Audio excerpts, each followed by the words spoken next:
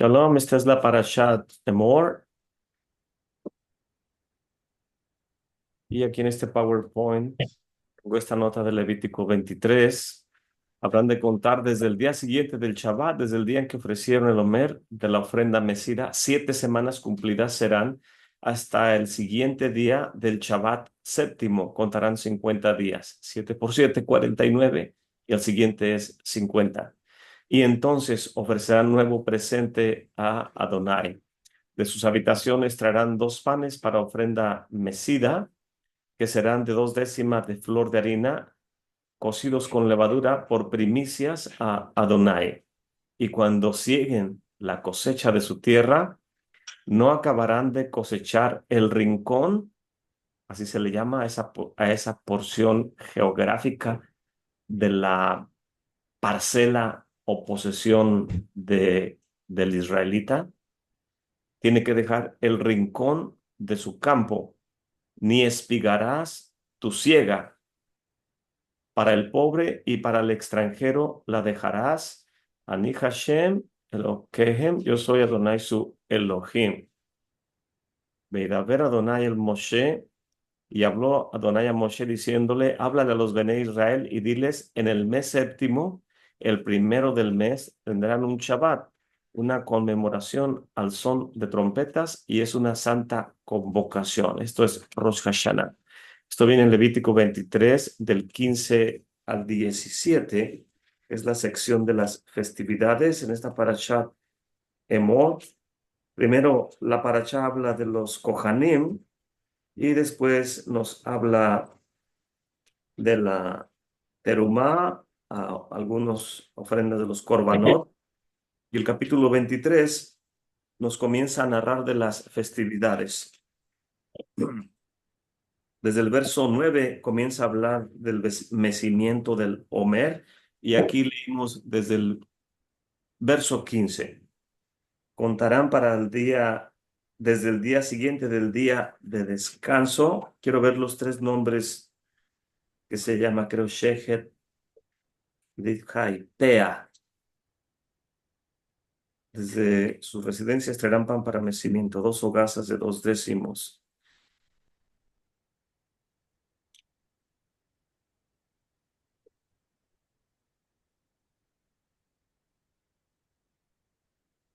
En el 22 y 24.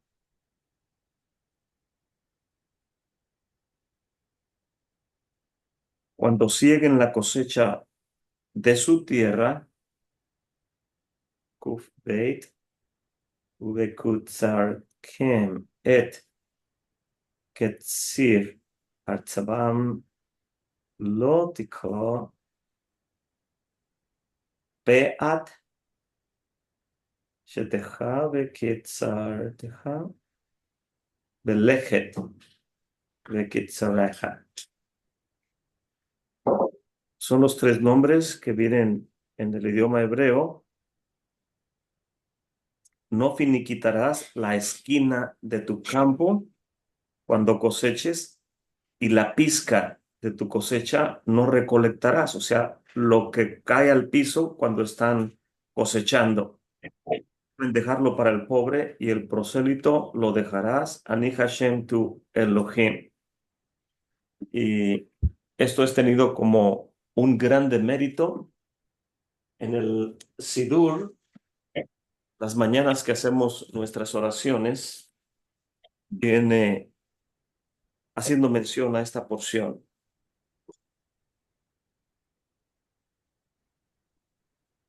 Voy a leerlo, me vino a la mente acerca de ello.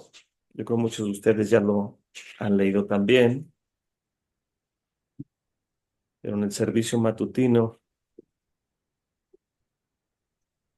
estos son los preceptos. En este Sidur de Arshford viene en la página 17, Birkat HaTorah. Y primeramente decimos, bendito eres tú, Adonai Eloheinu melech haolam, quien nos ha santificado con sus preceptos y nos ha ordenado imbuirnos. Y los sabios de Israel nos dicen que imbuirnos representa cuando estamos leyendo la letra negra en el pergamino, en las palabras de tu Torah, que te plazca, Adonai Eloheinu, endulzar las palabras de tu Torá, y esta palabra endulzar connota, de acuerdo a Jajamim, el fuego blanco, donde descansa el fuego negro cuando estamos leyendo la Santa Torá.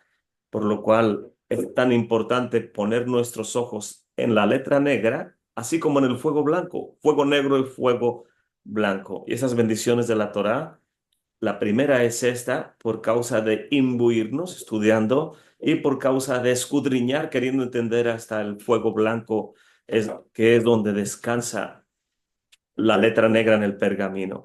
Nuestros sabios de bendita memoria dicen que cuando venga Mesías, él nos va a explicar no solamente el significado profundo de la letra negra en el pergamino, sino que nos va a explicar además el fuego blanco, o sea, donde descansa la tinta en el pergamino.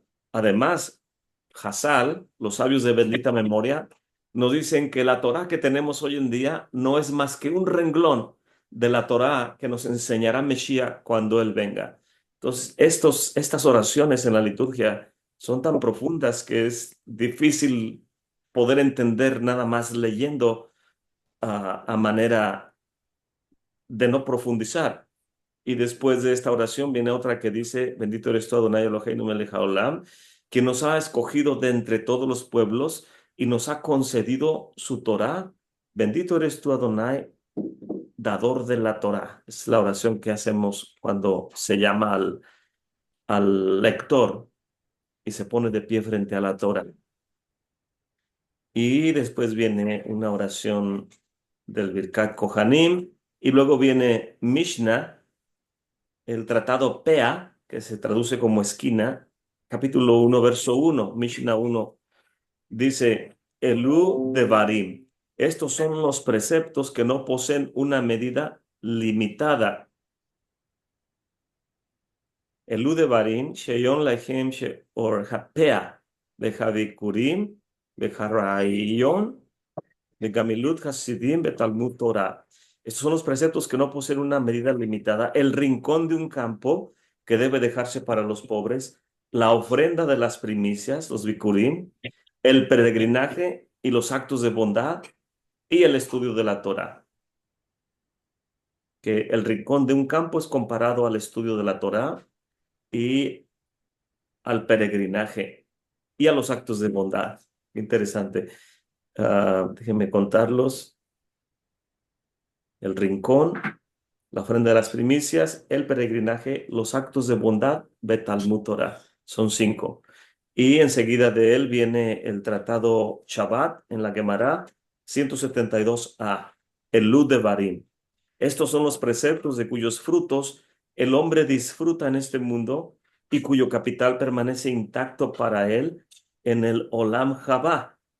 Y estos son darle el debido honor a padre y madre, realizar actos de bondad, nuevamente, Gemilut Hasidim, llegar temprano a la casa de estudio en la mañana y en la tarde, brindarle hospitalidad a los invitados, visitar a los enfermos, atender las necesidades materiales de una novia, acompañar a los difuntos, concentrarse en las oraciones y promover la paz entre el hombre y su prójimo.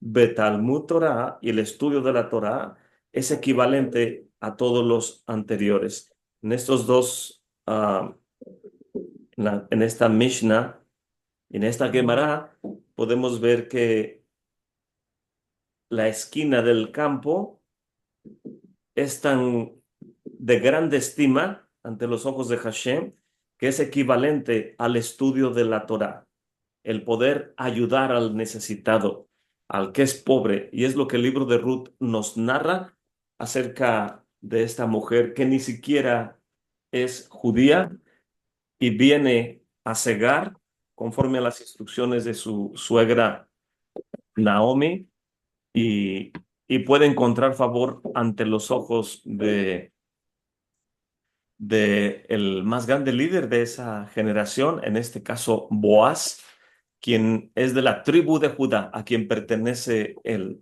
cetro y de donde viene la dinastía davídica, y como el más grande exponente de esa generación de la tribu de Judá puede poner sus ojos en la mujer más humilde, que ni siquiera es del pueblo de Israel, cuyas acciones llaman la atención de este líder y puede ver en el carácter de esta mujer, que de acuerdo a los sabios tenía alrededor de 40 años, que termina casándose con Boaz, y Boaz tiene alrededor de 80 años, el doble de ella. Y justo cuando se casan o contraen nupcias, al siguiente día él muere. En otras palabras, Hakadosh Baruj Hu le permitió vivir solamente para levantar la semilla del Mesías a través de esta mujer que había dejado todo lo que ella tenía. En otras palabras, era sin padre, sin madre, sin genealogía, porque abandonó todo por ser parte de Israel. Muy similar a la reina Esther, que no tenía tampoco padre ni madre, y su tío Mardojae tenía cuidado de ella. En esta lámina tenemos las festividades de lo que habla este libro de Levítico capítulo 23 para Shat Emor, y en el mes de Nisan, en la parte izquierda inferior, tenemos la fecha para Pesach, el 14 de Nisan, 14, 15, 16, el 17, el Bikurim, los primeros frutos de la cebada, y comienza el conteo desde Nisan y Yar para llegar a Sivan y poder celebrar Shavuot en el día 6 de Sivan. Y después vienen en el otoño las festividades en el mes de Tisri, que el primero y el segundo día es Yom Teruah, que me faltó una U. Yom Teruah, el 10 de Tisri es Yom Kippur, y del 15 al 21 es la festividad de Sukkot. Entonces, es muy importante que nos familiaricemos con el calendario bíblico. Si a alguien le causa problemas los nombres, eh, que mucha gente pelea que estos nombres vienen de Babilonia, entonces se los puede aprender por medio de su, ah, en inglés le llaman numeral, por medio de su número correspondiente, y aprenderse los calendario religioso. Comenzamos con Nisan, Iyar, Sivan, Tamuz, Av, Elul, 1 al 6. Y luego los otros 6, Tishrei, Kesvan, Kislev, Tevet, Shivat y Adar. Y en el calendario civil se invierten. El primero es Tishrei, Kesvan, Kislev, Tevet, Shivat, Adar. Y luego viene Nisan a ser el séptimo del civil. Y de cualquier manera que se los quiera aprender, y por primer mes, segundo mes, tercero, cuarto, quinto y sexto del civil, o primero, segundo, tercero, cuarto, quinto y sexto del religioso. Lo importante es conocerlo. Y en el libro de Ruth dice, así volvió Noemí y Ruth, la moabita, su nuera, con ella. Volvió de los campos de Moab y llegaron a Betlehem, la casa del pan, en el principio de la siega de la cebada. Vemos que llegaron justo después de Pesaj. Y Ruth, capítulo 2 verso 23, y así ella se juntó con las criadas de Boaz, cogiendo, o sea, recogiendo lo que estaba en el piso de los que estaban cosechando, hasta que la siega de las cebadas y la de los trigos fue acabada, mas con su suegra habitó. Aquí tenemos una genealogía de Nachshon, ben Aminadab, de la tribu de Judá, de quien viene Elimelech. También nace el padre de Noemí. De ahí viene también Salmón. También viene Tov, el fulano de tal que no quiso ah, desposar a Ruth. Y del padre de Noemí, con Noemí, vienen Mahalón, quien contrae nupcias con Ruth, y Gelión, quien contrae nupcias con Orfa.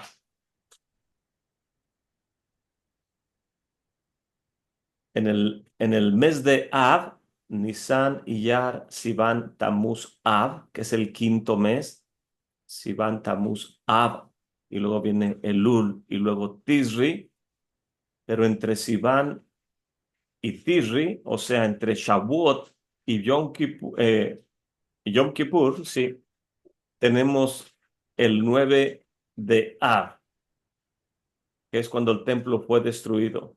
Y también tenemos el 15 de Av, que es el día más feliz cuando terminan las tareas agrícolas, el corte de la leña, la cosecha de la uva, y salen las jóvenes a, a los viñedos, y los jóvenes que terminan el corte de la leña salen a buscar esposa entre Shavuot y Tishri.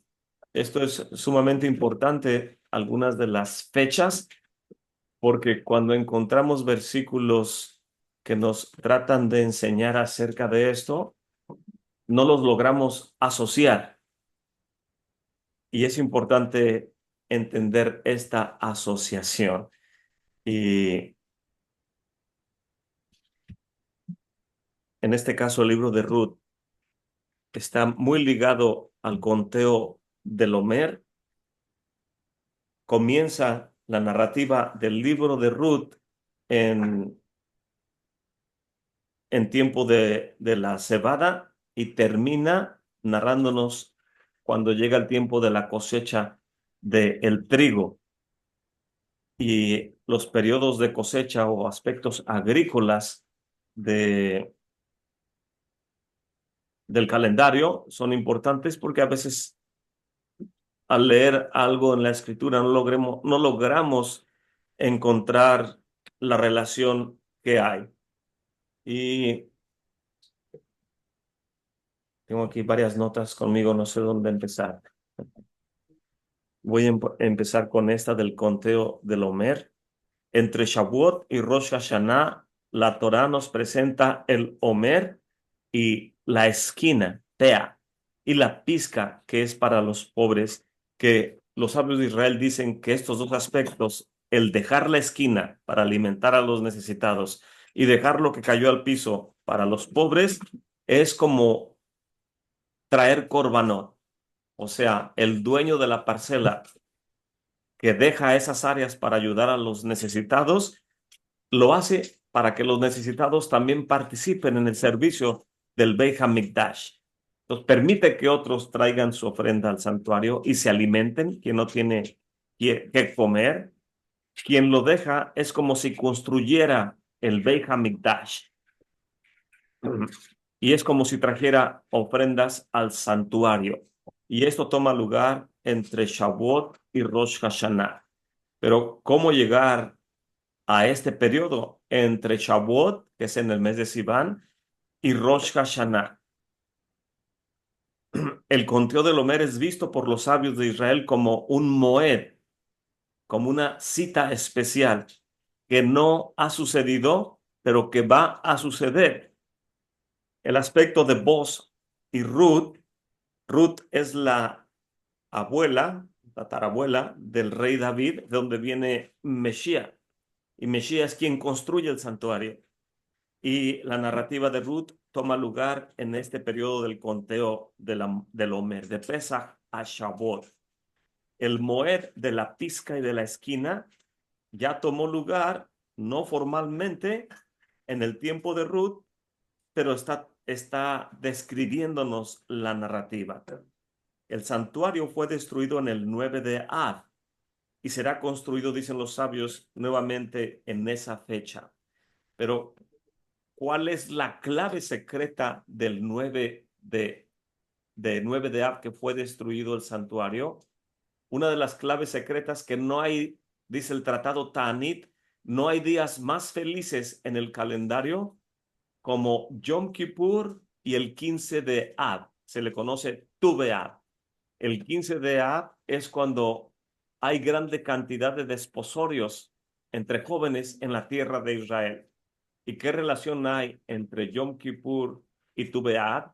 Que en Yom Kippur finalmente se entregó la Torá en el monte Sinaí, cuando Moshe asciende por segunda vez y desciende ahora con nuevas instrucciones para construir el santuario. Entonces, Rosh Hashanah, aunque ese es el día más solemne, también tiene una connotación de un día de grande alegría. Y los sabios nos dicen que eh, ah, mayor que Yom Kippur es Purim, porque Yom HaKippurim es el día que es como Purim, y no hay día más mundano, si lo podemos decir de alguna manera de expresar la festividad de Purim, cuando se nos permite tomar un poco de vino hasta que podamos seguir diciendo Baruch Mardochai Arur Haman. Baruch Mardochai Arur Haman. Cuando ya no podemos, deja de tomar. Y tan solo de decirlo sin tomar nada ya no es tan fácil. No necesitamos mucho vino. La escritura dice, embriáguense del espíritu y no de vino. La pregunta es, ¿cómo celebro Purim embriagándome del espíritu y entendiendo que Baruch es Mardochai el Yehudi? Pero ¿cómo lo podemos llamar Yehudi si es de la tribu de Benjamín? Y no se pueden distinguir estos conceptos a menos que estemos embriagados del Ruach HaKodesh. Pero ¿cómo aprender del Ruach HaKodesh si soy mezquino con mi neshama y pienso que si tomo, va a salir lo malo que hay en mí y me voy a ver mal delante de la comunidad? Y por eso que Purim es una prueba para ver qué tan madura es el alma y qué tan profundo ha estudiado los conceptos del reino de los cielos, que Mesías dice, está aquí ahora. Entonces, entre Sivan, entre Shavuot y Tisri, entre Shavuot y Yom Kippur, tenemos el periodo de mayor alegría, que es el 15 de Tu B'Av, que los sabios hablan ampliamente de esto. Dicen ellos que el santuario fue destruido en Tish B'Av, en el 9 de Av, y será construido nuevamente en la fecha que fue destruido. Entre Shavuot y Rosh Hashanah es cuando tenemos Tish B'Av, que el profeta Zacarías nos dice que estos días de ayuno se convertirán en días de regocijo en la era mesiánica. La Torá no nos detalla este Moed relacionado con el conteo del Omer y tampoco nos detalla acerca de esta reconstrucción del templo en el 9 de Av en tiempos futuros, y no ha sido establecido con claridad, pero nos da pistas de cuándo va a suceder y cuáles serán las características. Y una de las preguntas es, ¿cómo es que Ruth llega a convertirse en ancestro de David al unirse con Boaz, que ya lo dijimos? Y la primera vez que va Ruth al campo, en el libro de Ruth, capítulo 1, verso 22, ya lo leímos, que es tiempo de la cebada. Y termina la cosecha de la cebada en Shavuot, Ruth 2:23. El tercer templo, de acuerdo al tratado Tani, porque aquí tengo algunas notas, el rabí Shimon ben Gamaliel dice que no hay días más festivos o más alegres que Tu B'Av y Yom Kippur. Tu B'Av es el 15 de Av. No hay días más festivos que Tu B'Av y Yom Kippur, que es el 10 de Tisri, Yom Kippur, y Tu B'Av es el 15 de Av. Dice el tratado Tanit, salgan, oh doncellas de Sión, y vean al rey Salomón con la corona con que le coronó su madre en el día de su desposorio y el día del gozo de su corazón. Cantar de Cantares 3:11. Los sabios de bendita memoria nos dicen cuál es el día de su desposorio. Yom Kippur, que conmemora la segunda venida de Mesías y conmemora también la entrega de la Torá. ¿Y cuál es el día del gozo de su corazón? El 15 de Av, que es cuando las jóvenes salen a que los jóvenes busquen esposas. Y las jóvenes que son de buena familia le dicen a los mancebos, no busquen belleza, busquen una buena familia. Y cada uno de los grupos de las mujeres que son de menor casta familiar, uh, piden prestados vestidos para poder salir y ver si alguien las desposa. Entonces, el libro de Efesios nos habla acerca de este concepto. Voy a leer.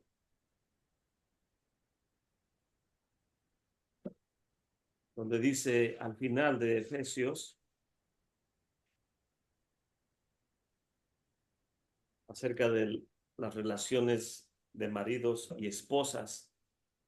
Maridos, amen a sus mujeres, así como Meshía amó a la quejilá y se entregó a sí mismo por ella, para santificarla, limpiándola en el lavacro del agua, en el kior, por medio de la palabra, para presentársela gloriosa para sí, una quejilá que no tuviese mancha, ni arruga, ni cosa semejante, sino que fuese santa y sin mancha.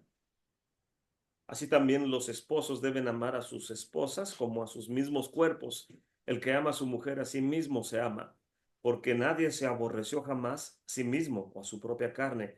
Al contrario, la cuida, la regala, la sustenta como Meshía a la congregación, porque somos miembros de su cuerpo, de su carne y de sus huesos, y por eso dejará el hombre a su padre y a su madre, y se acercará a su mujer, y serán dos, una carne. Este misterio grande es, mas yo digo esto con respecto de Meshía y la Kejilá. ¿De qué manera se desposa Meshía? ¿En qué fecha? ¿Y cómo ocurren las circunstancias? El conteo del Homer nos da pistas. El calendario nos da pistas. Los escritos de Rav Shaul nos dan pistas. El libro de Ruth nos da pistas. Y es nuestra tarea escudriñar toda esta información para absorber el mayor beneficio para nuestra Neshama acerca del desposorio de Mesías que toma lugar en Yom Kippur y el día del gozo de su corazón, que es el 15 de Av, el periodo intermedio entre Shavuot y Yom Kippur, es el periodo de las bodas, de cómo están tomando lugar las bodas. El Ludebarim, estas son los preceptos que no tienen una medida limitada, la esquina que se debe dejar y también vimos que el dar lo necesario para una novia es equivalente al estudio de la Torá. En otras palabras, ¿cuál es la meta de la Torá? Llevarnos a Mesías.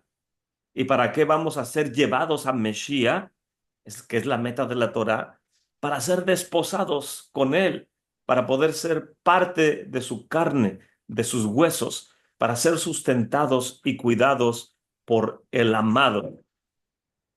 No solamente es tan íntima la relación de estas fechas para aprender de Mesías, sino que nos enseña acerca del cuidado que nuestro Padre tiene a través de su Hijo amado para poder comprar a una quejilá que no tenga mancha ni arruga ni cosa semejante. Entonces, el día de la boda obviamente es Yom Kippur, que representa la segunda venida del Mesías. En el primer ascenso de Moshe, vemos que se entregó de acuerdo a Jajamim la Torá en el escrito con la letra que hoy en día se le llama asurita, o sea, el hebreo moderno.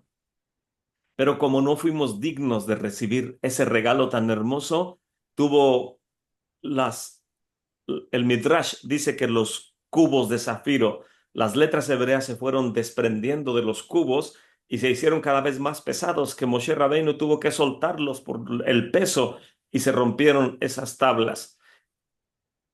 En este contexto, Mesías, dice el libro de Juan, a lo suyo vino y los suyos no le recibieron. No teníamos esa estatura espiritual para entender la primera venida del Mesías.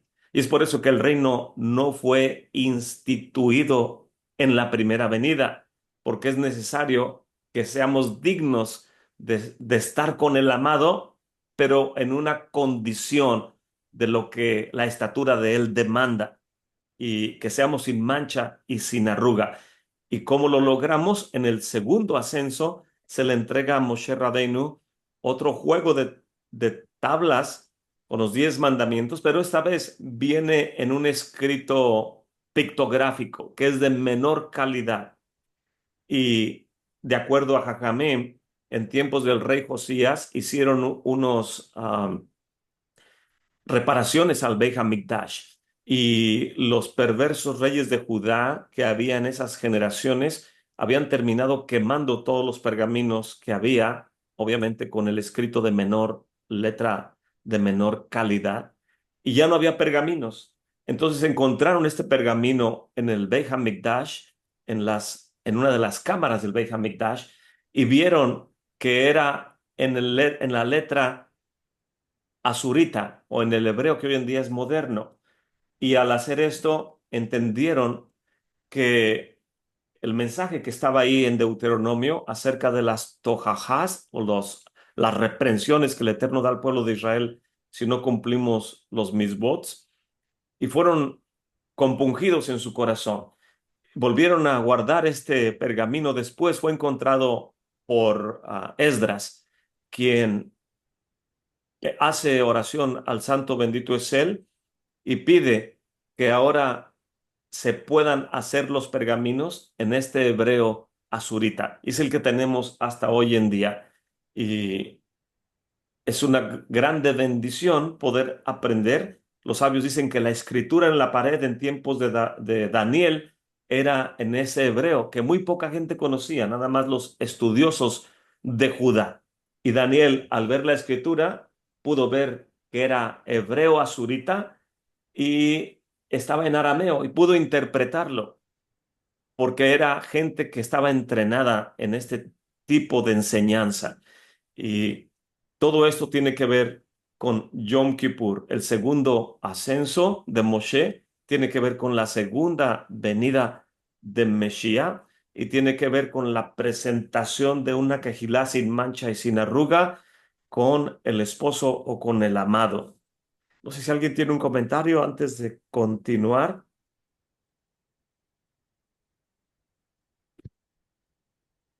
Shalom, More, ¿cómo está? Soy Natalia. Shalom, hermana. Shabbat tov. Shabbat Tov, More. Oiga, More, ya me estoy un poco confundida. Yo sabía que la Torah se había entregado en Shavuot, salieron en Nisan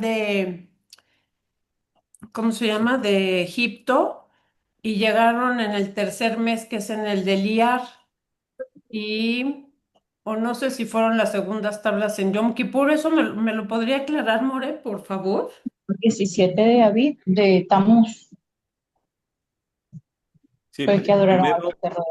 cuando desciende Moshe, como dice la hermana, fue en el 17 de Tamuz, que desciende con el primer juego de tablas Ujú.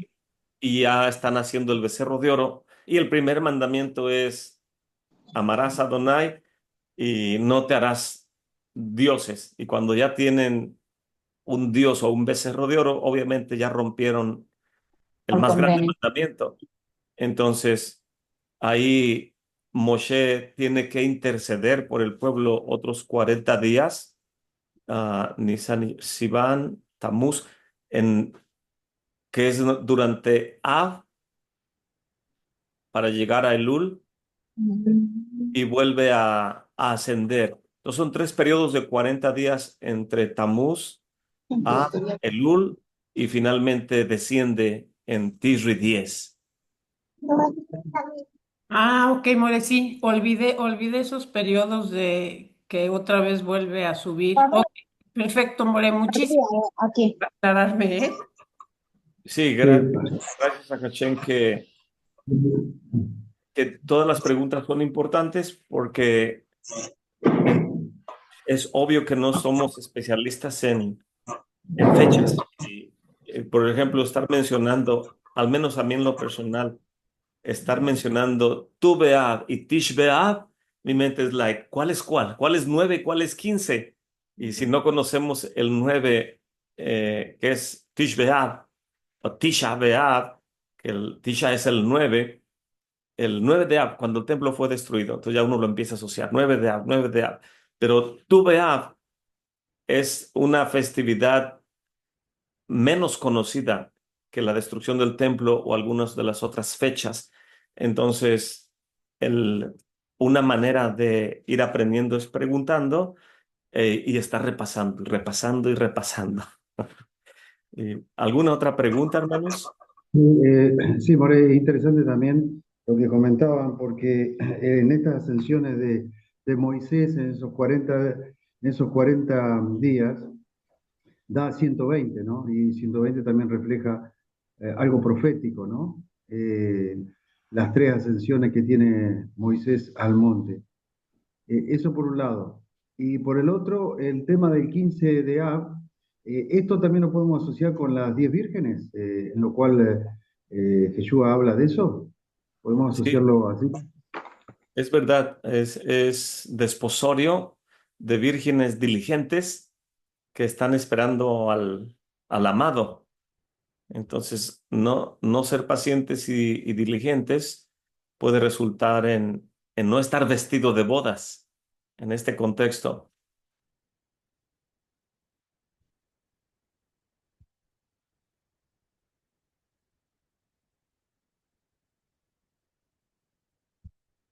¿Algún otro comentario, hermanos? Gracias, More. Sí, gracias, hermano Osvaldo. Y también 120 es el, el, la edad de Moshe, que estuvo 40 años en, en Egipto, 40 en el desierto, o sea, cuidando ovejas, y otros 40 sacando al pueblo de Israel.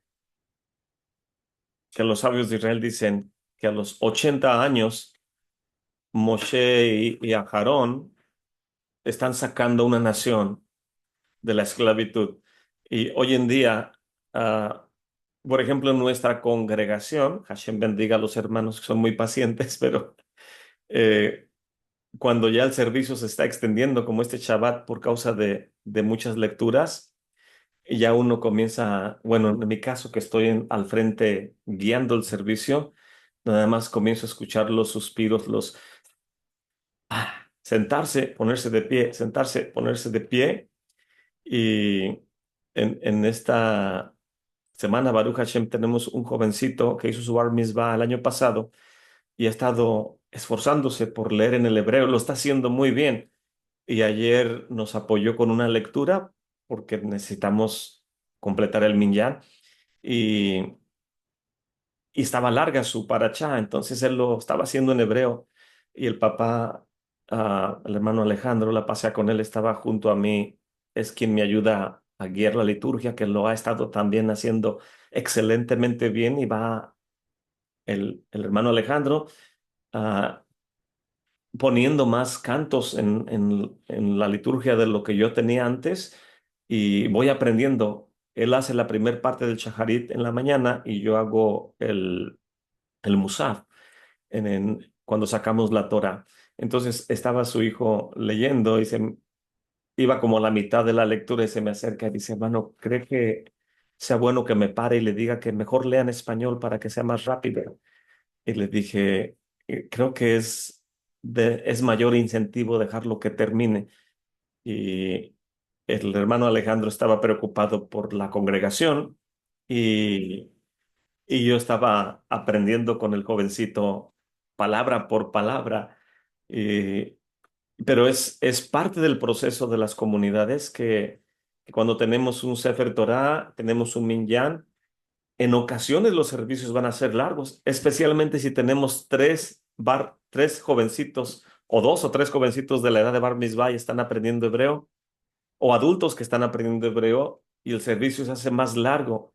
Los que lo estamos experimentando, aprendiendo, nos deleita sin importarnos el tiempo, pero muchas veces los espectadores o las personas que nos acompañan se llegan a cansar, a veces de estar parados o sentados, que son horas de estar en el servicio. Y me vino a la mente el día de ayer que escuchaba respiraciones de ¿a qué horas va a acabar esto? Me recordaba que los sabios de bendita memoria dicen que en tiempos de la entrega de la Torá, Moshe Rabbeinu se sentaba y enseñaba la Torá a Aarón y a la comunidad. Y después cuando él terminaba, Aarón se sentaba, que estaba estudiando con Moshe de pie. Los estudiantes estaban de pie en tiempos antiguos y los maestros se sentaban. Y los sabios de bendita memoria dicen que hoy en día no tenemos la fortaleza física ni espiritual para estar de pie tanto tiempo. La gente se cansa. Moshe se lo enseñaba a Aarón. Cuando terminaba, Aarón se sentaba, venían los hijos de Aarón de pie y Moshe enseñaba la Torá a los hijos de Aarón y a la comunidad y se sentaban. Y luego venían los sabios del Sanhedrin y les enseñaba la Torá a Moshe, después se sentaban y ya habían escuchado la comunidad 4 veces con Aarón, los hijos de Aarón, los sabios del Sanhedrin, no sé si me falta alguien, y, pero todos la escuchaban 4 veces y cuando la estaban escuchando estaban de pie y la comunidad normalmente estaba de pie porque no se iba a sentar a enseñar, estaban escuchando a quienes disertaban. Cuando Moshe dejaba de enseñar, Aarón enseñaba a sus hijos y luego después a los sabios y luego se sentaban y después los hijos de Aarón enseñaban a los sabios y a la comunidad y, y luego se sentaban. Y luego los sabios enseñaban a la comunidad y se sentaban. Entonces vemos cuánto estudio antiguamente se hacía y la comunidad estaba de pie. Hoy en día las comunidades no tenemos esa fortaleza y especialmente en nuestros grupos que empezamos, es muy demandante el estudio de la Torá, el estudio del hebreo, la vida judía y, y cualquier distracción o coqueteo fuera de este enfoque es regresar, cosa que no queremos. ¿Algún otro comentario, hermanos?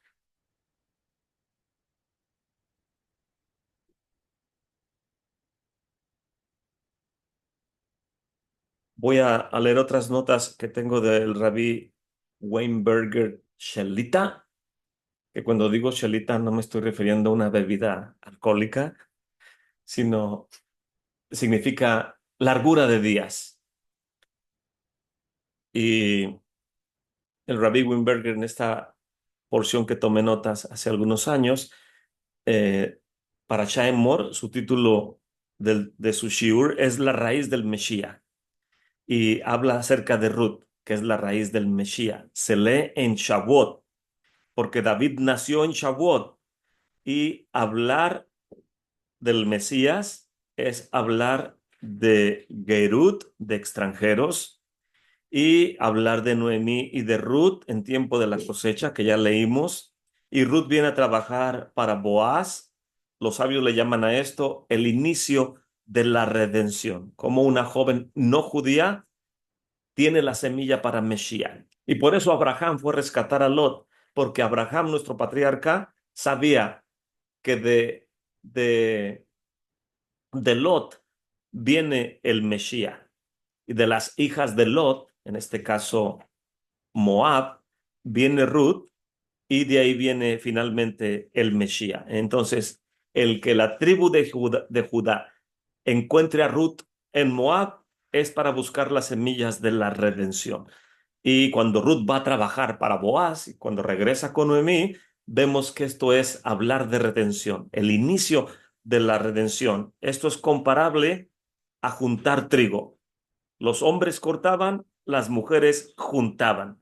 Y vos cuando vea a esta mujer que se inclina a juntar las espigas que están en el piso, los sabios dicen que Ruth tenía tanta modestia que no se agachaba, sino que doblaba sus rodillas con mucha modestia para recoger las ramas del trigo que estaban caídas y poder de esa manera juntar sus manojos para alimentarse ella y a su suegra. Y cuando vos ve esta grande cantidad de modestia, y me imagino que vio más atributos en ella aparte de esto, y un hombre de 80 años ve a una mujer de 40 años, la mitad de su edad, que tiene grande modestia, siendo de la tribu de Judá, de donde viene Mesías, ve en esta joven muchas cualidades y pregunta, ¿quién es esta joven? Y por causa de esta pregunta, termina casándose con ella. Tan solo de verla y preguntar, o sea, llamó su atención Ruth. Y el que Boaz ponga sus ojos en esta mujer, termina ella casándose con él. Y este es el inicio de la redención. Yehudá poniendo su vista en alguien que es muy pobre, que es Ruth, una extranjera quien voluntariamente se hizo pobre y lo dejó todo. Creo que habla Filipenses, lo voy a buscar.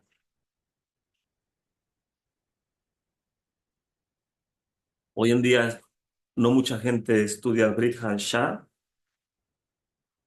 cosa que es muy importante. Es muy difícil de entender sin encontrar respuesta a través de estos estudios. Y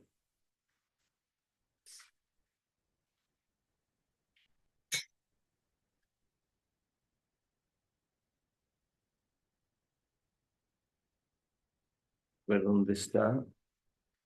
Un Señor, una fe, un bautismo, una tevilá.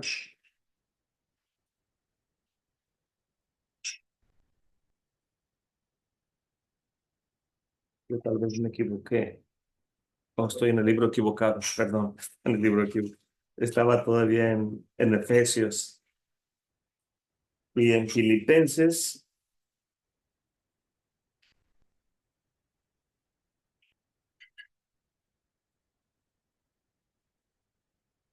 Habla acerca del Mashiach, capítulo 2. Por tanto, si hay alguna consolación en el Mashiach, si algún refrigerio de amor, si alguna comunión en el Ruach, si algunas entrañas y misericordias, cumplen mi gozo, que sientan lo mismo, teniendo el mismo amor, unánimes, sintiendo una misma cosa, no mirando cada uno por lo suyo propio, sino cada cual por los de otros. Haya pues en ustedes este sentir que hubo también en el Mesías Yeshua, el cual, siendo en forma de Elohim, no tuvo por usurpación ser igual a Elohim. Sin embargo, se anonadó a sí mismo, tomando forma de siervo, hecho semejante a los hombres. Y hallado en la condición como hombre, se humilló a sí mismo, hecho obediente hasta la muerte y muerte de cruz.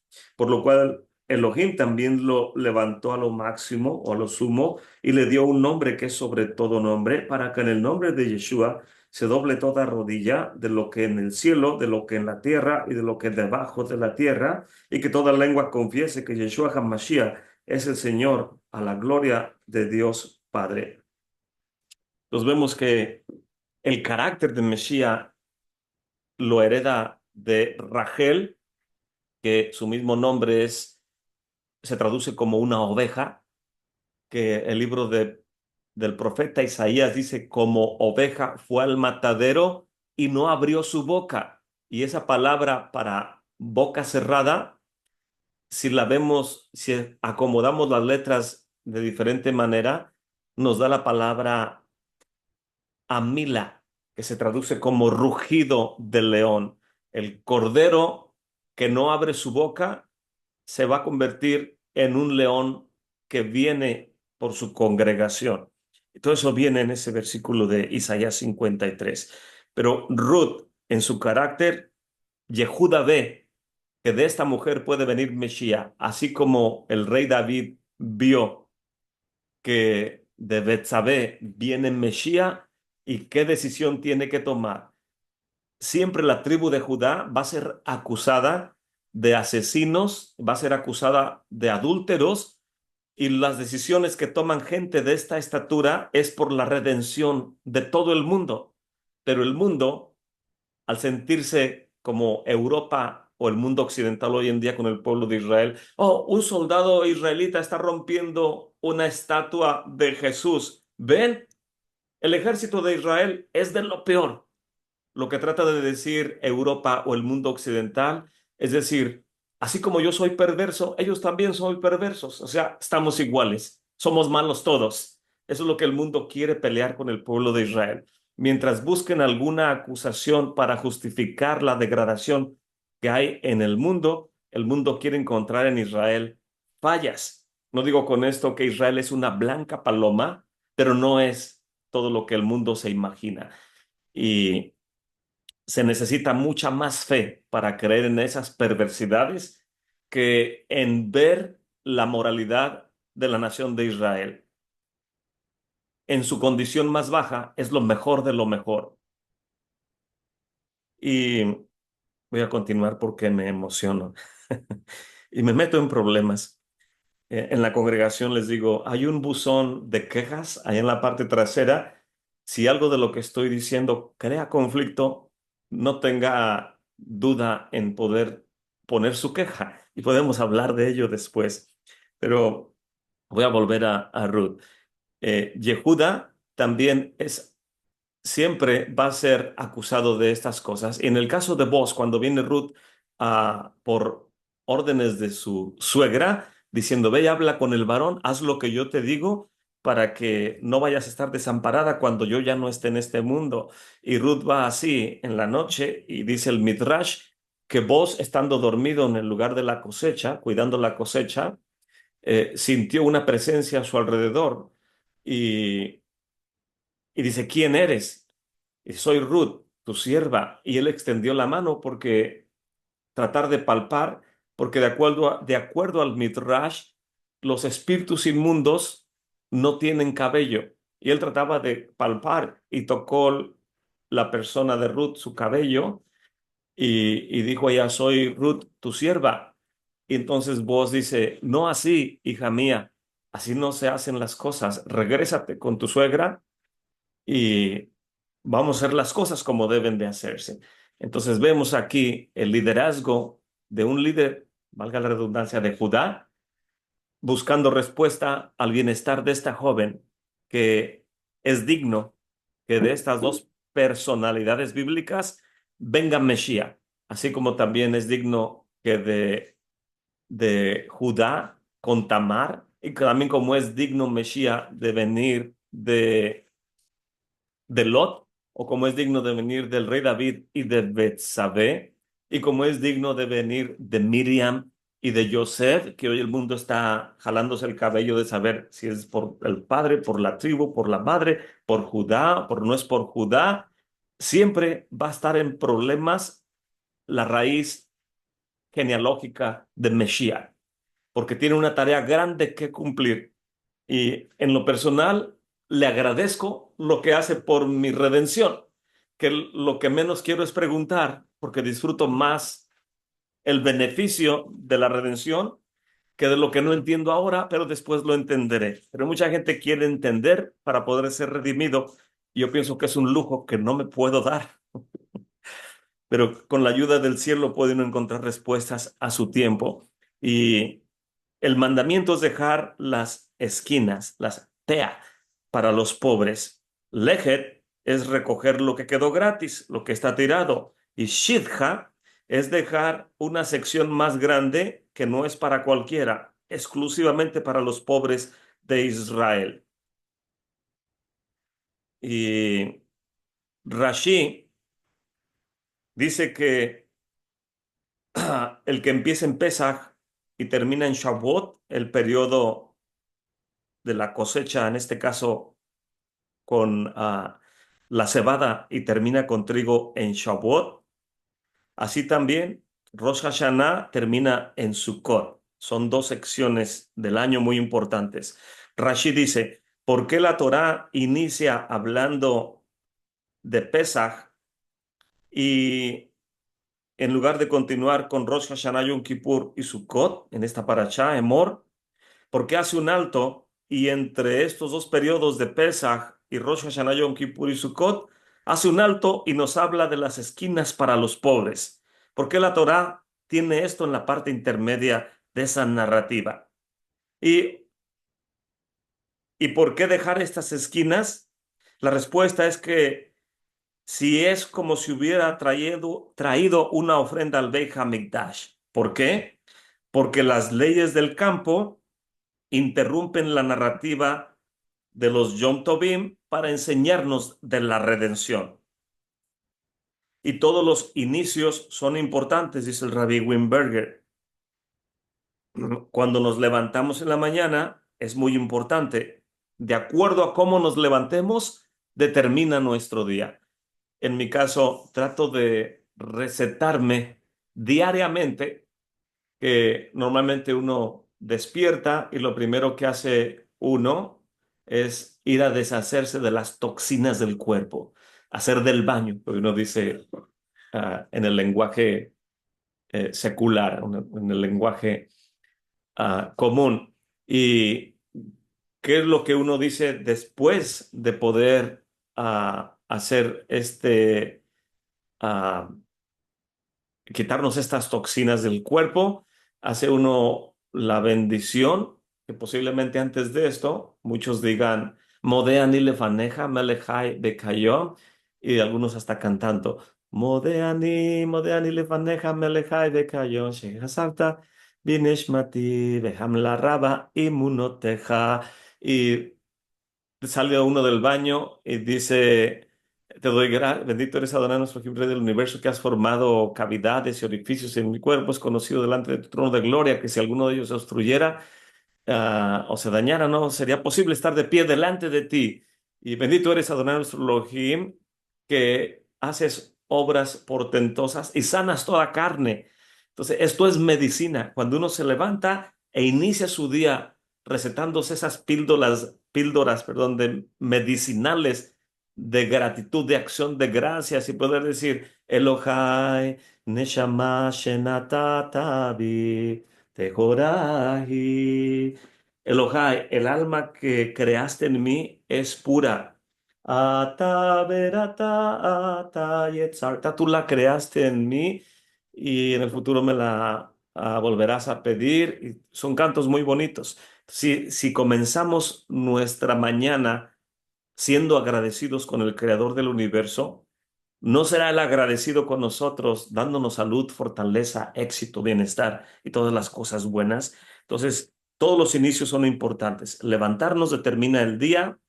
eh, el inicio de un día determina nuestra semana o nuestro mes, cómo inicia nuestra vida cuando nace una criatura, cómo inicia un matrimonio, cómo inicia el entrar a la universidad. Todos estos aspectos, el inicio determina cómo lo tenemos que terminar.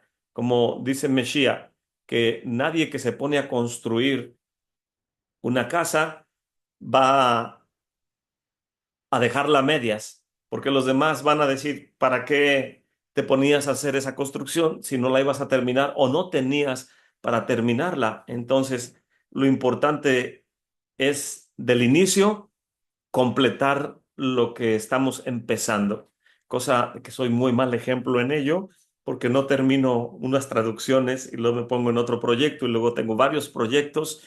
Y decía una persona que me daba trabajo hace años en la construcción, me mandaba a hacer un trabajo y luego me hablaban de otra compañía y trataba de resolver todas estas situaciones y decía, Edgar, tienes más en tu plato de lo que necesitas.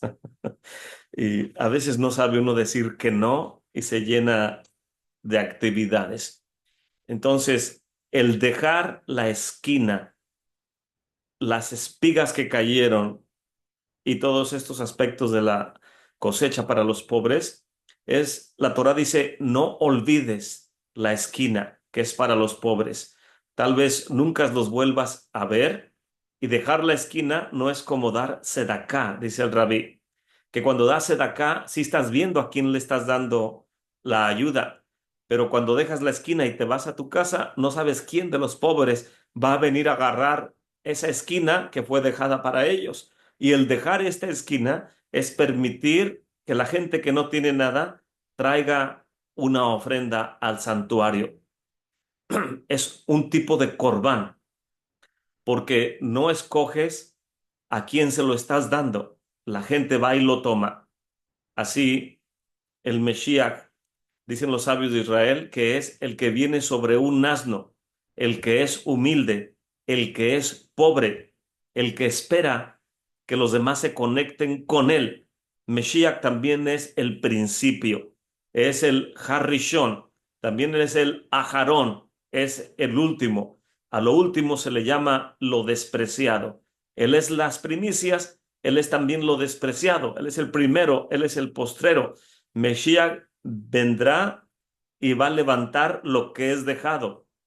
Él levanta lo despreciado del campo, como Ruth vino a recoger lo que dejaron, Mesías viene a recoger también a los pobres, a los enfermos, a los necesitados. En estas parashas le decía ayer a la congregación, qué importante es.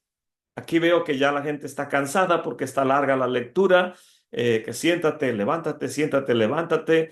Algunos buscan la excusa de ir al baño y regresar tratando de llegar al final del servicio. ¿Cuándo terminará este servicio? Que tuvimos que acortarlo porque la gente ya estaba cansada. Entonces ya no logramos hacer el servicio de Musaf. Y, pero vemos que no es fácil servir a Hakadosh Baruj Hu en este contexto. Pero Mesías viene y levanta a los que están cansados, a los que están oprimidos, él sana a los enfermos. Y le decía a la congregación, esta parashá Tazria nos recuerda que Mesías sanó a una mujer con flujo de sangre. Y luego en Metzora sana a los leprosos, Kedoshim levanta a los muertos. Vemos que Mesías literalmente está llevando a la vida diaria los milagros de la Santa Torá.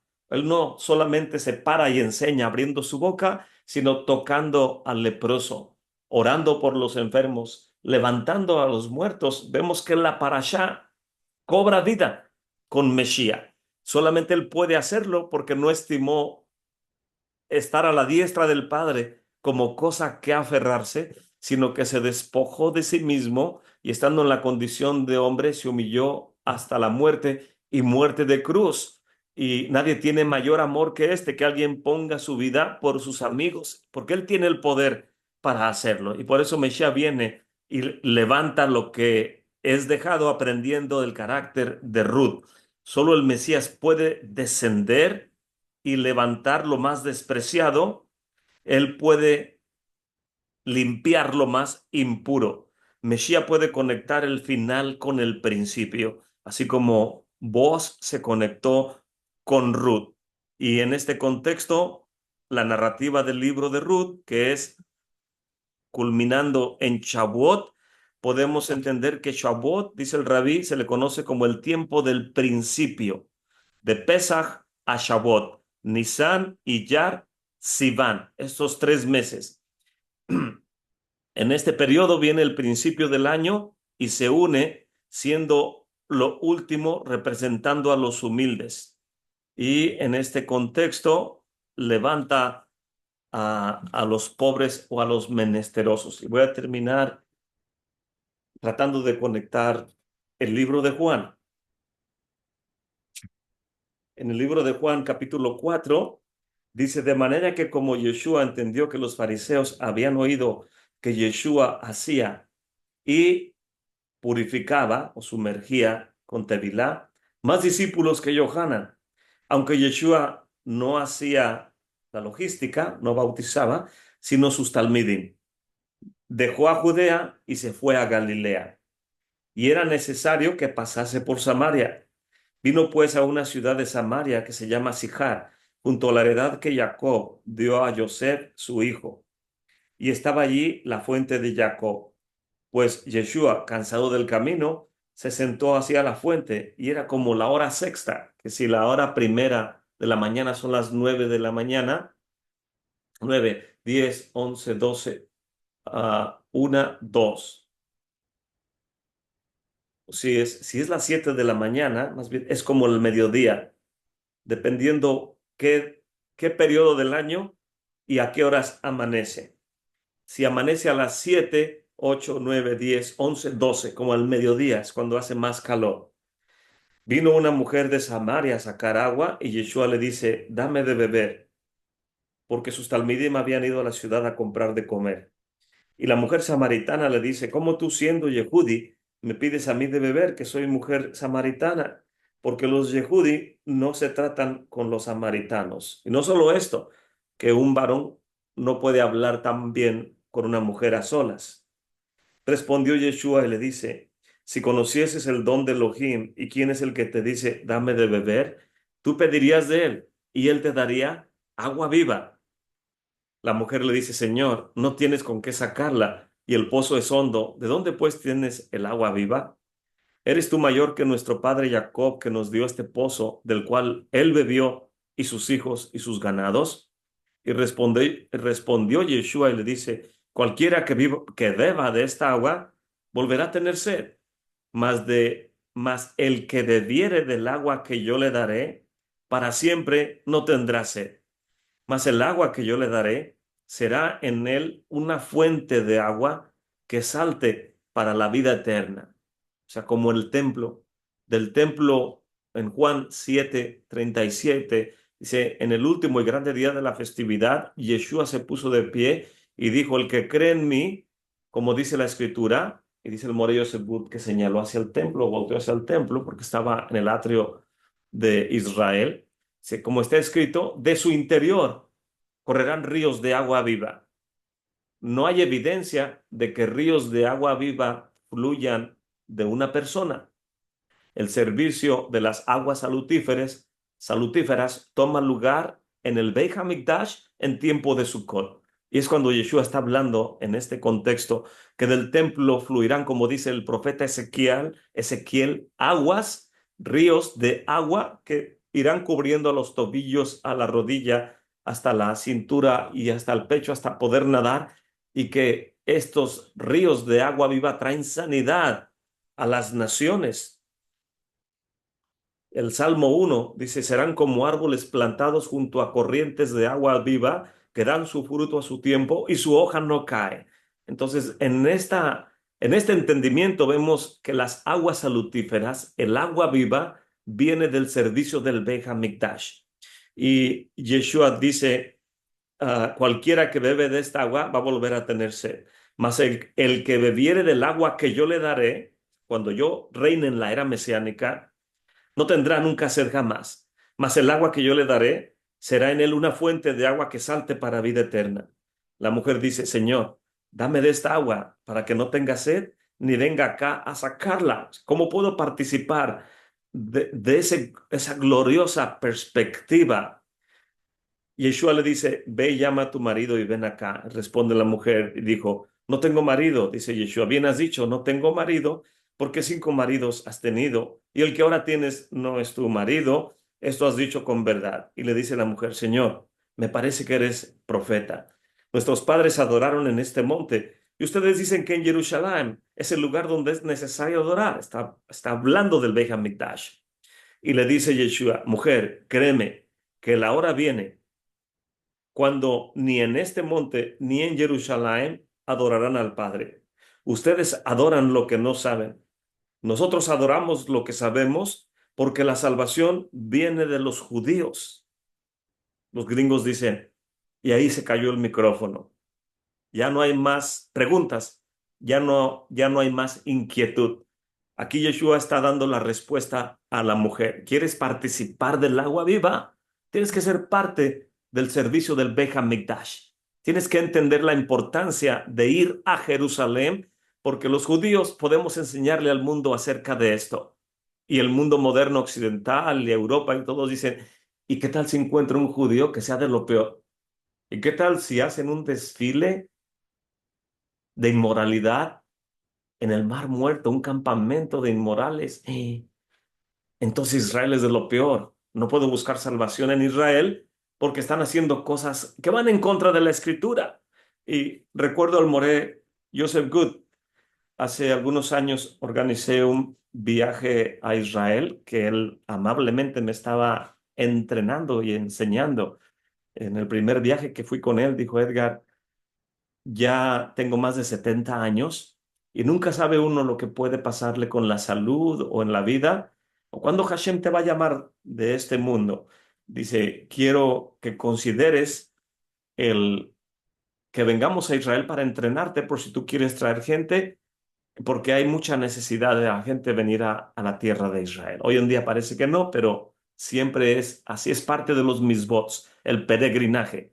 Y el punto de vista del mundo moderno no va a poder en contra de los mandamientos. Esto es una temporada anti-israelita, pero va a terminar. Y, y entonces pues organicé un viaje de la congregación, fuimos como 15 o 16 personas y cuando íbamos en el autobús, ya estando en Jerusalén, porque la primera semana es en el norte y la semana final es en Jerusalén. Y andábamos en el camión en Jerusalén y recuerdo que íbamos subiendo por la ciudad de David en el camión. Y entonces el guía turístico que nos estaba ayudando es el hermano Hanok John, la pasea con él, y volteó y vio el domo dorado en la parte superior del monte del templo. Y dice Hanok, Joe, mira, ahí está el monte del templo, ahí está el domo dorado, ¿lo puedes ver? Y yo iba atrás del Morello y el More se asoma y dice, no lo veo. Y el guía dice, ¿no lo ves? Ahí está. Dice, ¿ves el domo dorado? ¿Cómo no lo ves? Está resplandeciendo con el sol a esta hora del día. Dice, ahí está Joe. Y el Morello dice, se asoma y dice, no lo veo. Y yo estoy viendo la escena, mirando a uno y viendo al otro. Y dice, no puedo creer que no lo ves. Pone las manos Hanok en la cintura. No, Joe, no puedo creer que no ves el domo dorado. Y el Morello dice, nunca veo el domo dorado. Siempre veo el Beit HaMikdash sobre el monte de Hashem. Lo único que veo es el templo, no veo ese domo dorado. Y Hanok sonrió como diciendo, ok, entiendo el mensaje. Pero, ¿qué necesitamos para poder ver las cosas correctas? Hay gente que ve inmoralidad y quiere ver errores en Israel para justificar la degradación moral que hay en el mundo o que hay en uno mismo. Pero elevarnos a nosotros es ver más allá de lo que este mundo presente nos permite ver en el caso de la nación de Israel y de la tierra de Israel. Y Yeshua le dice a la mujer samaritana, eh, ustedes adoran lo que no saben, nosotros adoramos lo que sabemos, nuestro servicio a Kadosh Baruj Hu, lo entendemos porque la salvación viene de los Yehudim. Mas la hora viene y ahora es cuando los verdaderos adoradores adorarán al Padre en espíritu y en verdad, porque también el Padre tales adoradores busca que le adoren. Elohim es Ruach, y los que le adoran en Ruach y en Emet es necesario que le adoren. Le dice la mujer, sé que el Mesías ha de venir, el cual se dice el Cristo, Mesías. Cuando Él viniere, nos declarará todas las cosas. Le responde Yeshua, Anihu, yo soy el que habla contigo. Y en esto vinieron sus discípulos maravillándose de que hablaba con la mujer, mas ninguno dijo, ¿qué preguntas o qué hablas con ella? Y la mujer dejó su cántaro, se fue a la ciudad y le dijo a aquellos hombres, o sea, ya no le importó el agua de este mundo, ella quiere el agua que va a fluir del Beit HaMikdash. Y dijo a aquellos hombres, vengan, vean a un hombre que me ha dicho todo lo que he hecho. Tal vez este es el Mesías. Y entonces salieron de la ciudad y vinieron a él. Entre tanto, los talmidim le rogaban diciendo, Rabí, Agilá, come. Y él les dijo, yo tengo una comida que comer que ustedes no conocen. Y entonces los talmidim decían uno al otro, ¿le habrá traído alguien de comer? O sea, toda esta gente está en un entendimiento de este tiempo presente. Mesías está hablando en la era mesiánica. Mesías está tratando de transportar a la gente a la era mesiánica y como Él es el enviado, Él es el shliach, Él es el profeta, Él es el que la gente está esperando, el que puede darle cumplimiento a todas estas profecías de la Santa Torá.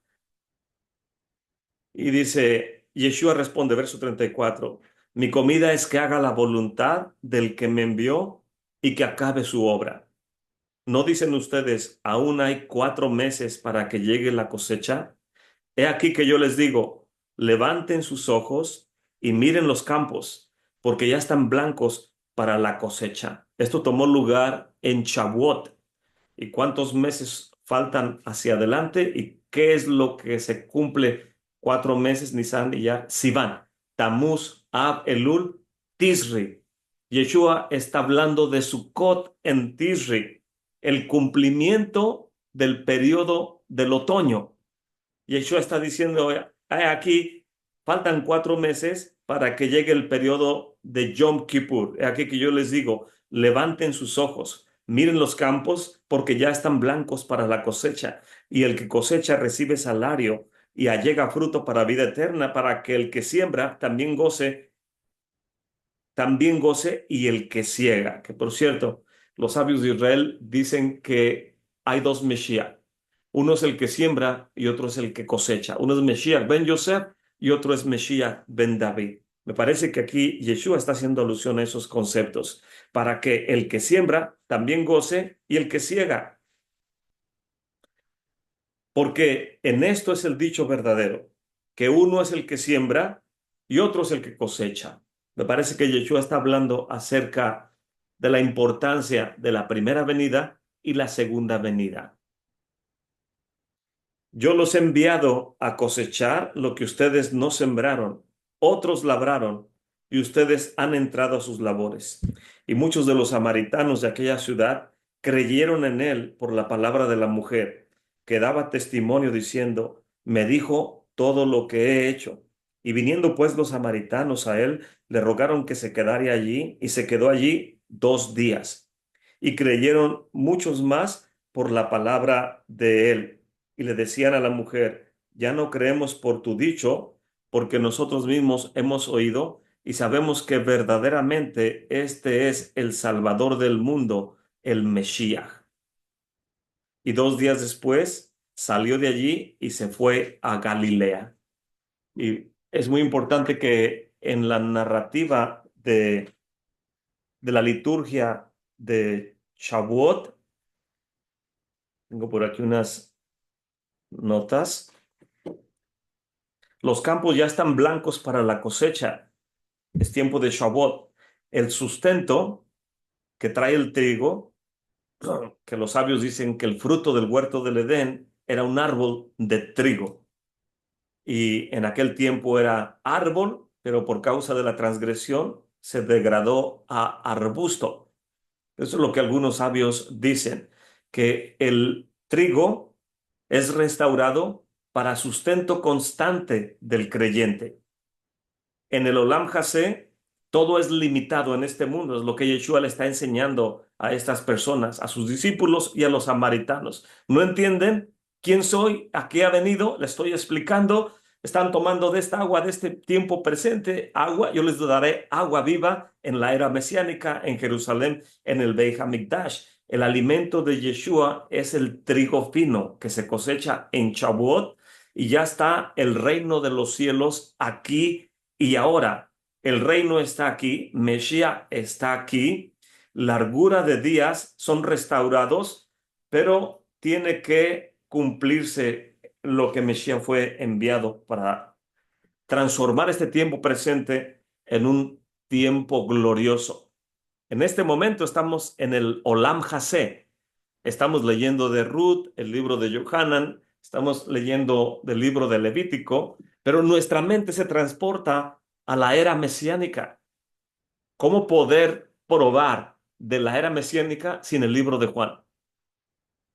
Es complicado y es difícil. Podemos tal vez tomar de los Midrashim y entender lo que dice Jajamín, que el que lo entiende literalmente es un idiota, pero el que lo ignora es un perverso. Y no queremos ser ni idiotas ni perversos, pero luego viene el libro de Juan y dice, esto sucedió en tiempo de Shavuot. Mesías comienza a hablar y comienza a describir la era mesiánica y los tiempos gloriosos cuando el agua que fluirá del Beit HaMikdash va a traer sanidad y prosperidad y bienestar, no solo a Israel, a todas las naciones.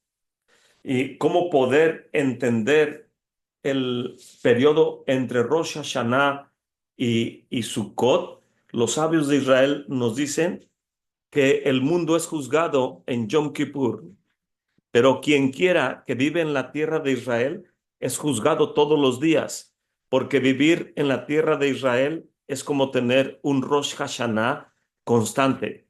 Es como estar visualizando la era mesiánica, teniendo cumplimiento constante en la tierra de Israel. ¿Cómo agarrar estos conceptos y aplicarlos a mi vida si no hay quien nos los enseñe? Y lo complicado que es el Brit Hadashah de poder entender las palabras del Mesías si no entendemos los aspectos de la cosecha en este contexto.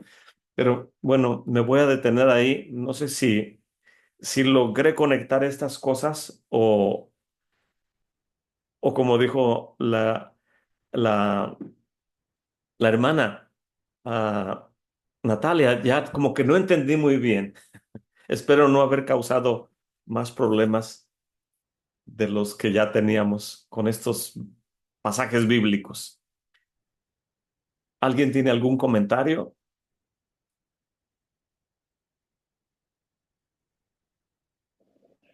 More, yo tengo una pregunta y sé que lo estaba tratando de explicar, pero cuando Mashiach te dice a la mujer samaritana que ya no adorarán ni ahí ni en Jerusalén, pero si el templo estaba en Jerusalén y en la era mesiánica va a estar en Jerusalén, entonces me trae un poquito de confusión eso.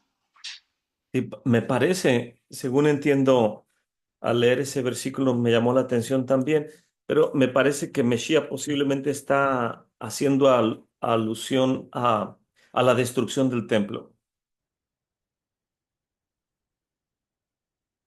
Ah, ok, puede ser, eso hace sentido. Es lo que se me ocurre que puede ser una de las razones de lo que él dice. Ok, More, gracias. Es parte del proceso cronológico de lo que va a suceder, como cuando dijo que no quedará piedra sobre piedra. Y está hablando de cómo iba a ser destruido el Beit HaMikdash.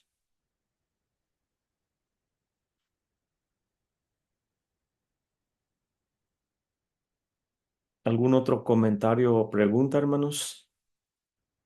Bueno, me gustan más los comentarios que preguntas, perdón. Hola More, buenos días, tardes, más bien ya por acá también. No, yo nada más quisiera comentar que esa parte de la situación de los dos Mesías, el que siembra y el que cosecha, yo no la sabía. Le agradezco mucho el tiempo que se da por explicar e ir ligando todas las cosas. Nada más era eso. Sí, lo quise buscar en mis notas cuando me acordé de ello hace rato, pero dije, va a ser como buscar una aguja en un pajar, pero voy a tratar de buscarlo en Sefaria, en el buscador, y, y si lo encuentro, lo puedo poner en el chat.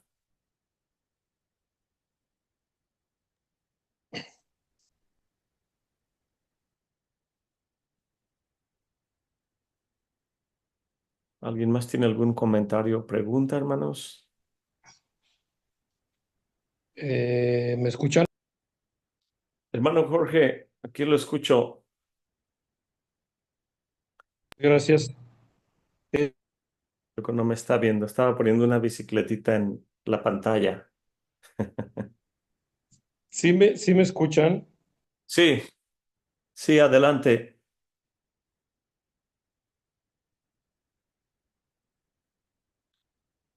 Parece que él no nos escucha. ¿Tiene su micrófono ahí? Oh, como que le quitaste el... Ahora ¿Me sí. escuchas? Ahí me escuchas. Sí, sí. Ah, ok, perdón. Es que la aplicación está haciendo algo raro. Mira, yo tengo una pregunta que me causa muchísimo ruido y ahorita hiciste un comentario en cuanto a lo que pudiera ser eh, lo que la gente usa como para hablar mal de Israel. Si ven que hubo una manifestación de algún tipo, si hay, no sé, lo que sea, cualquier perversidad dentro de ese lugar. Y mucha gente lo utiliza para decir que efectivamente ellos no son lo mejor porque hacen todo este tipo de cosas tal cual lo hace todo el mundo.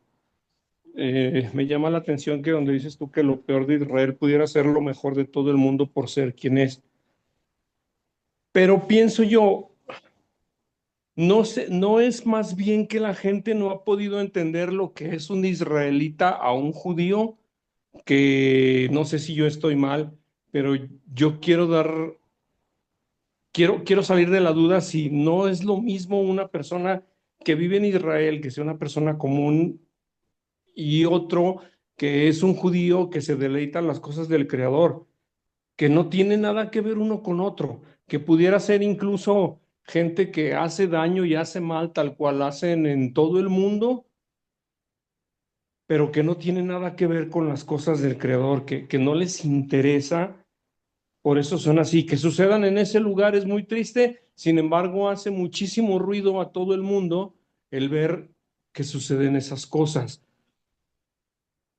Estoy en un error el pensar las cosas así, porque te pregunto, ¿verdad? Porque no sé si estoy bien en el separar, que no porque vivas en ese territorio, en ese país, te haga un santo o te dé el derecho de presumir que eres quien eres. Incluso yo veo a veces el comportamiento de una vez que me platicabas tú, cómo son los ortodoxos que no te pueden ni tocar, creyendo ellos las cosas son de esa manera, y ahora dándonos cuenta que en aquel entonces que no hay hombre, no hay mujer, no hay extranjero del que se deleita claro en las cosas del Creador.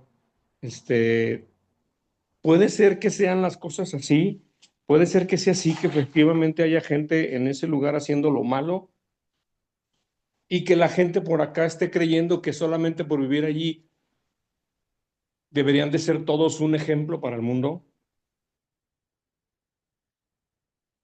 Sí, creo que uno de nuestros limitantes, en inglés los americanos dicen nuestro handicap, o algo que nos limita, o algún tipo de muletillas o silla de ruedas en el entendimiento, que es, a mí me sucede. Cuando viene Hanok John, trato de preguntarle de política de Israel porque no conozco los partidos políticos ni la derecha y la izquierda de Israel.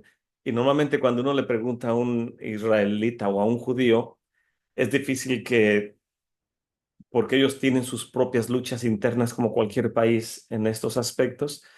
Al menos a los que les he preguntado, ninguno se ha dado el tiempo de decirme, mira, hay tantos partidos políticos, o sea, nadie me ha agarrado de la mano y me ha dicho, estos son los partidos políticos, estos son los líderes de cada, estos son derecha, esto es izquierda, y eso es lo que sucede en Israel. Y de lo poco que entiendo yo al ver las noticias y tratar de aprender, eh, puede uno ver que dentro de esta variedad de pensadores y de personas dentro de las comunidades de Israel, hay lo que los judíos llaman, ah, no sé si son algunos judíos, más bien son israelitas, pero a veces los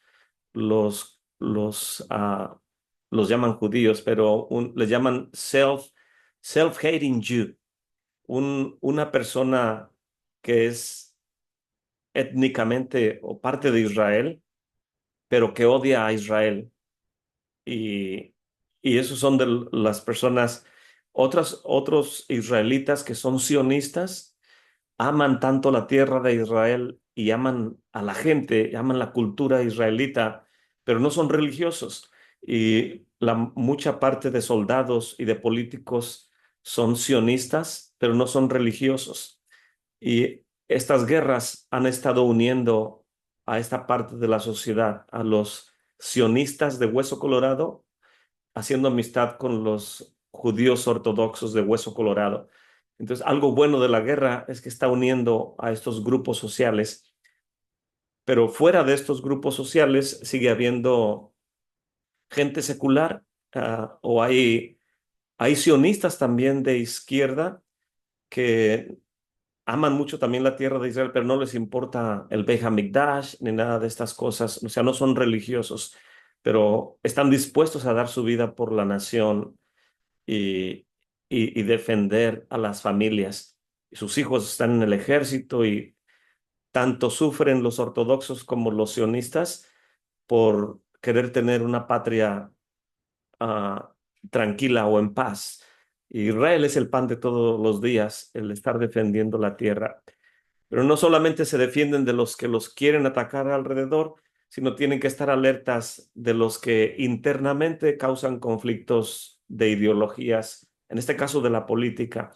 Y muchos de la izquierda están en contra, en este caso, de Netanyahu, y muchos sionistas también no les parece que hace bien las cosas, y otros respetan el grado de liderazgo de Netanyahu, pero dicen, ya es tiempo de que salgas, has hecho muchas cosas buenas, pero también has cometido muchos errores.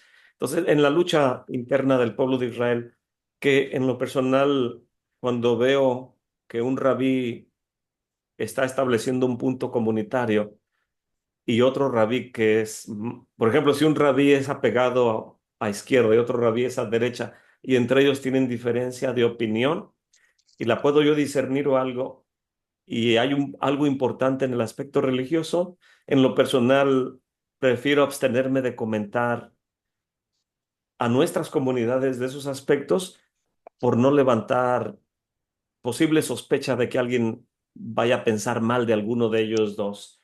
Entonces, lo que trato de decir es, pleito interno, no lo entiendo, no me meto.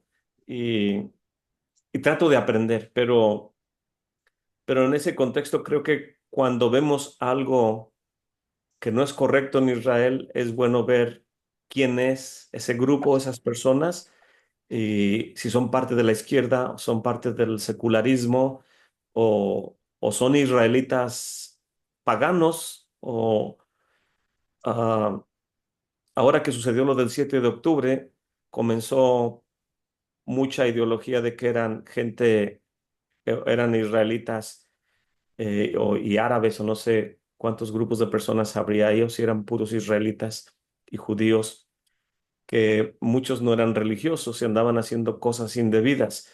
Y algunos religiosos dijeron, por andar haciendo eso les vienen estas cosas. Pero después, conforme pasaron los meses y jamás iba causando muerte o iban muriendo más rehenes, ya el dedo apuntador comenzó a bajarse, y ya no era tanto si se merecían haber muerto esas jóvenes o esos jóvenes y esas jovencitas, si se merecían o no se merecían, ya ahora el problema era mayor que culpar a alguien, y fue trayendo unidad todo ese aspecto a sionistas con religiosos. Entonces, creo que dentro de la sociedad judía o israelita hay muchos aspectos que no entendemos, bueno, al menos yo no lo entiendo, y que no digo que no haya malas manzanas, como dicen los americanos. También hay ovejas negras. En una ocasión le pregunté al More Joseph Good, More, me parece que siempre he entendido hace como 4 años de esto. Le dije, lo invitaron a Dallas a dar unas pláticas y yo estaba traduciendo. Y después nos invitaron a tomar un café a una de las casas de los hermanos y le estaban haciendo preguntas y yo traduciendo ahí. Y mientras él explicaba unas cosas, me vino una duda y le dije, More, Anás y Caifás no eran de las familias de los Cohanim, del libro de Crónicas.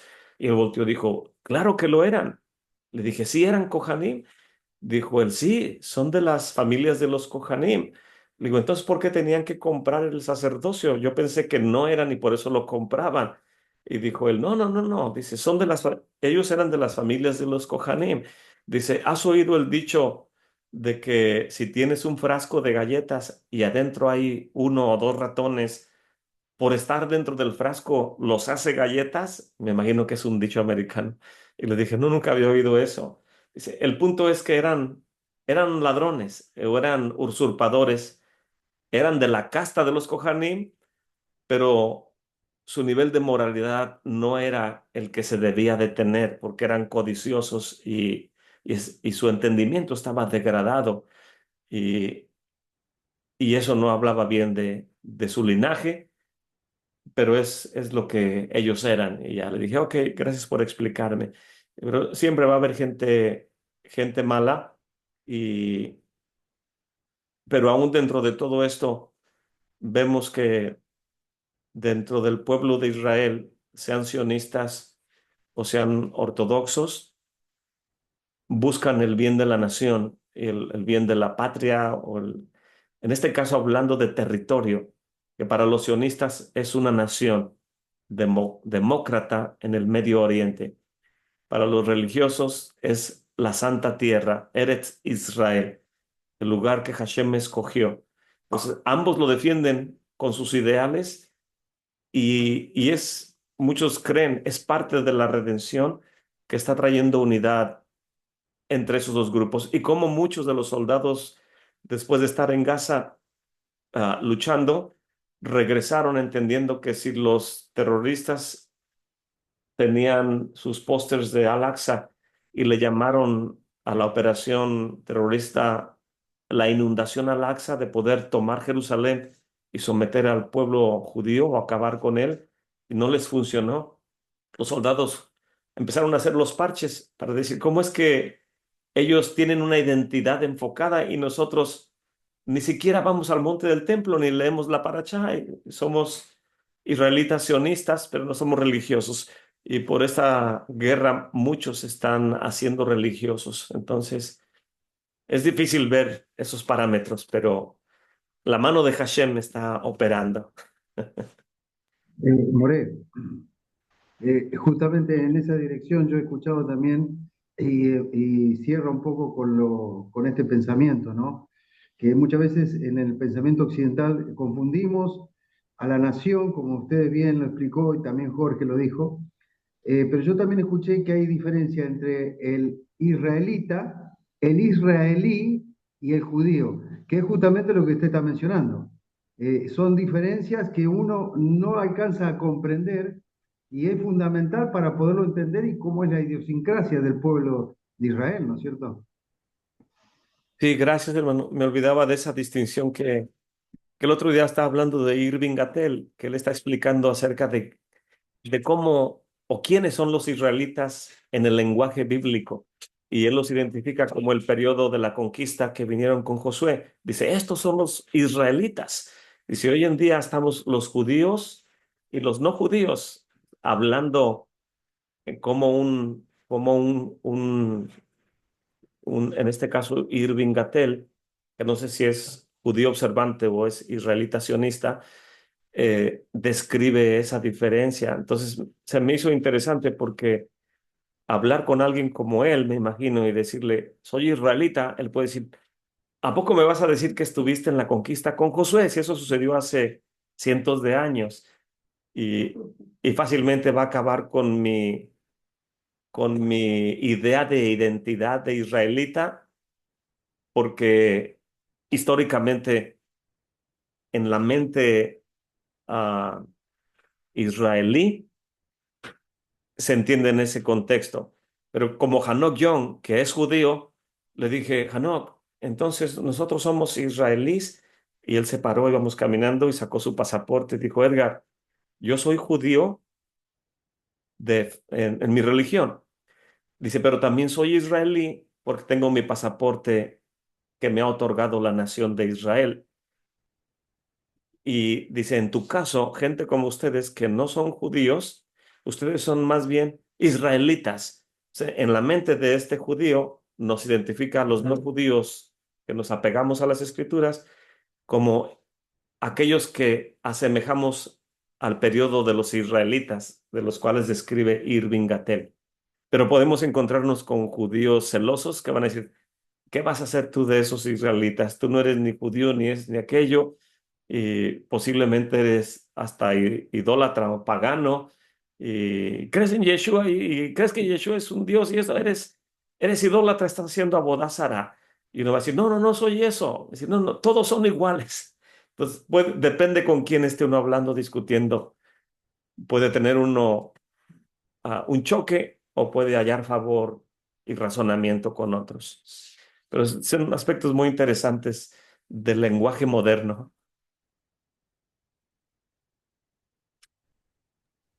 Muchísimas gracias por la respuesta. Me diste así como una cachetada a la hora de preguntar esto. Lo pregunto y es un tema que me encanta porque sí veo muchísimo las noticias, lo que dice ahorita el hermano, de tratar de identificar lo que es un israelita, un judío ortodoxo. Tal vez el tema es tan apasionante, nos gusta tanto, quisiéramos entenderlo. Creo que Sí. nos falta muchísimo estudio, mucho saber, tal cual lo dices tú, cuáles son los movimientos políticos, porque si lo trasladamos al tiempo de Yeshua cuando estaba aquí, ver los movimientos políticos y lo que tenía que ver contra el Estado romano, se vuelve todavía más complejo. Queremos entender todo eso para saber y tener una opinión más acertada o cuando menos sentir esa paz en el corazón de saber que tenemos una buena opinión para ese pueblo, ¿no? Para toda esa gente. Resulta increíble y perdón, a lo mejor es el calor de querer saber, de querer conocer todas estas cosas. Lo que sucede cuando van y predican ahí con los samaritanos, cuando Jesús va y todavía se queda 2 días, este, resulta increíble y cómo increíble es que vas leyendo algo, te lo explican, lo vuelves a releer y te das cuenta de algo más grande y cada vez más grande y a veces hasta se siente uno mal no haberlo visto después de tantas pasadas por ese mismo lugar, ¿no? Es increíble. Perdón el comentario a todos, pero es algo que sí me encanta. Muchas gracias a todos y gracias por el comentario extra que hizo el hermano ahí de la diferenciación de los que viven por allá. Gracias. Y no, gracias, Jorge, que como la hermana Natalia lo comentaba, también todas las preguntas son importantes e interesantes porque todos tratamos de captar información para tener claridad y, y sí, hoy en día es complicado porque hace poco que fui a Aguascalientes y estuve en una casa de una familia y estaban viendo ahí noticias en YouTube, en una pantalla, este, pero yo nada más estaba sentado platicando, pero vi que de reojo estaban poniendo esas noticias, pero casi todas las noticias que ponían en YouTube, en esos canales de YouTube, eran canales hispanos, obviamente, pero con un toque anti-Israel, o sea, a favor de Palestina y estas cosas. Entonces, eh, y traté de no prestar atención a eso pero me quedé meditando. Dije, esta información va a traer confusión a estas familias o a estas personas y en lugar de ayudar a ver una realidad política o bélica de lo que pasa en el Oriente Medio, va a traer también que la gente tome partido. Entonces, es el peligro a veces dependiendo a quién escuchamos, nos va creando más, sí, amarillistas, como dice el hermano Joseph, nos va creando más dudas o nos va dando claridad. Y pero es parte de la vida que estamos viviendo y todo el mundo está involucrado en una parte o en otra, en el aspecto político. Y creo que le dije al More Joseph Good, parece ser que son tiempos de cernir el entorno en el cual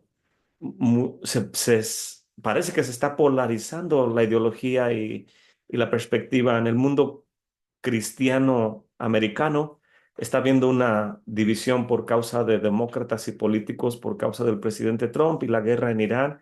Entonces se está generando un conflicto entre hermanos, entre cristianos, y es parte de que haya una sacudida y cada quien defiende su ideología, cosa que está bien que suceda, es parte del entorno. En el mundo hispano me imagino que sucede similar y, y que el Creador nos dé sabiduría para tener o buscar claridad sin comprometer nuestro entendimiento y, e irnos por otros caminos. Pero Baruch Hashem, voy a dejar de grabar